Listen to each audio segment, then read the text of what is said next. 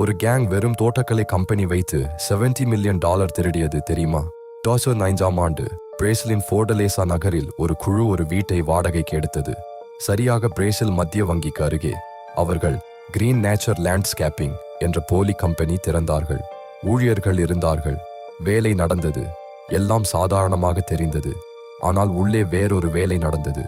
3 மாதங்கள் அவர்கள் தரையின் கீழே தோண்டினார்கள். 250 அடி நீளமான சுரங்கம். விளக்கு இருந்தது. காற்றோட்டம் இருந்தது. தோண்டிய மண்ணை லாரிகளில் ஏற்றி வெளியே கொண்டு போனார்கள். யாரும் கேள்வி கேட்கவில்லை. வார இறுதியில் அவர்கள் வங்கி வால்ட்டுக்குள் நுழைந்தார்கள். அலாரம் இல்லை, காவலர் இல்லை, எதுவும் இல்லை. 5000 நோட்டுக்கட்டுகள், எல்லாம் அடையாளமற்ற பணம். காலை வெளியே வந்தார்கள்.